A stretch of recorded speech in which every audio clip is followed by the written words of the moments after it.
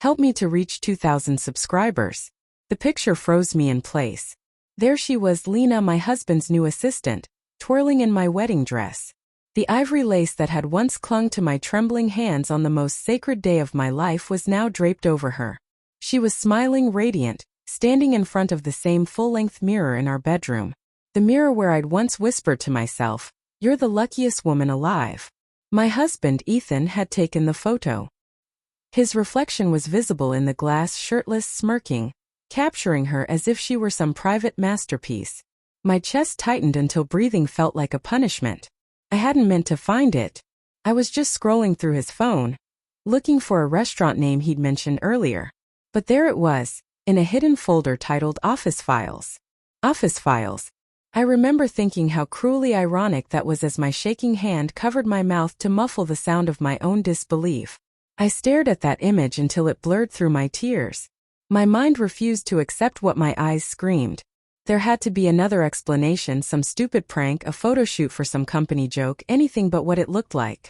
Because if it was what I thought, then my entire marriage, 15 years of shared laughter, late-night talks and promises, was a lie stitched together by habit and fear. I heard the garage door. He was home. My heart galloped in my chest. I quickly set the phone face down on the counter, wiped my eyes and forced my voice steady. "Hey honey," he called. His tone was light, carefree. "You're up late." "Yeah," I said, my voice barely above a whisper. "Couldn't sleep." He kissed my cheek. The scent of his cologne, a smell I once loved, now turned my stomach. He went on talking about work, about how Lena was a godsend, how she handled everything, how he didn't know what he'd do without her. I watched his lips move, but all I could see was that image. Lena in my dress. My husband holding the camera. His reflection smiling. I smiled back, pretending to listen. My tongue was a blade I wasn't ready to use yet. That night, I lay beside him as he slept, listening to his even breathing. I thought about every little thing I'd ignored. The way he started showering twice a day, the aftershave that wasn't his usual, the way his phone was suddenly password protected, the late nights, the hushed laughter when I'd pass his office door. The red flags had been there, fluttering quietly in the corners of my blindness. I had chosen not to see them.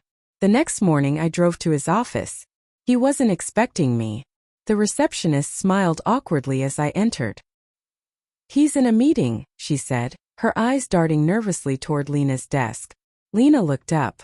Her face lit up with that sugary smile that always seemed just a bit too sweet to be real. She was dressed in a fitted cream blouse, her hair pinned perfectly, nails polished in the same shade of pearl I'd worn on my wedding day. "Mrs. Coleman," she said brightly. What a surprise. I looked at her, really looked at her, and I saw it then. The faint shimmer of my perfume. The small gold bracelet Ethan had given me on our 10th anniversary now on her wrist. My throat tightened. "I just came to bring Ethan some lunch," I said, setting down the bag on her desk. "Is he busy?" Her smile flickered, only for a second, but it was enough.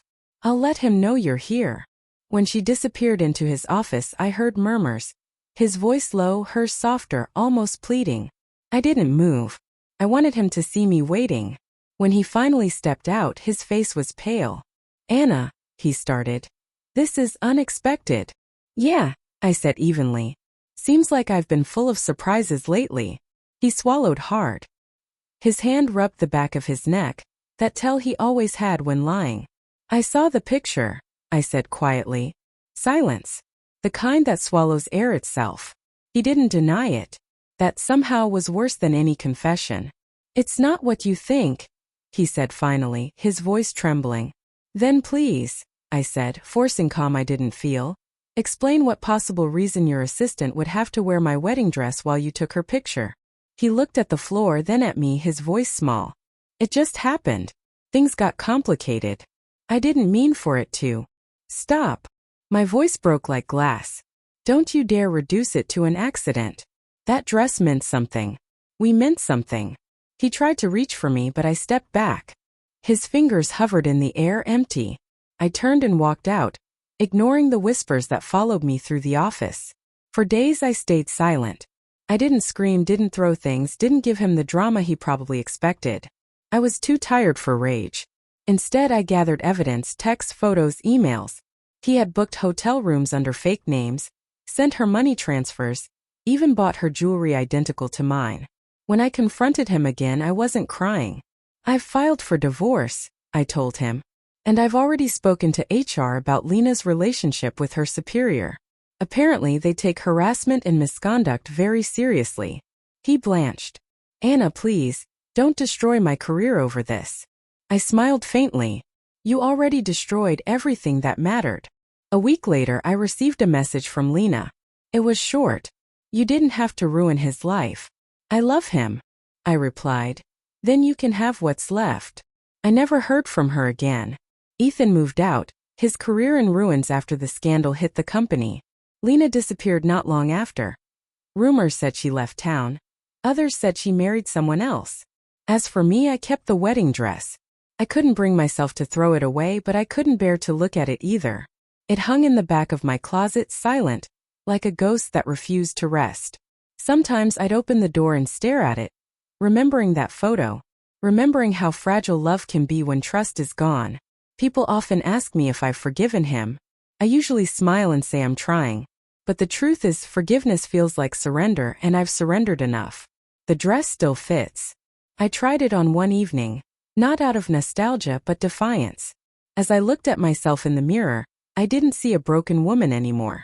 I saw someone who had survived the wreckage of deceit and rebuilt herself piece by piece. The reflection smiled back at me this time, and for the first time in years it was mine.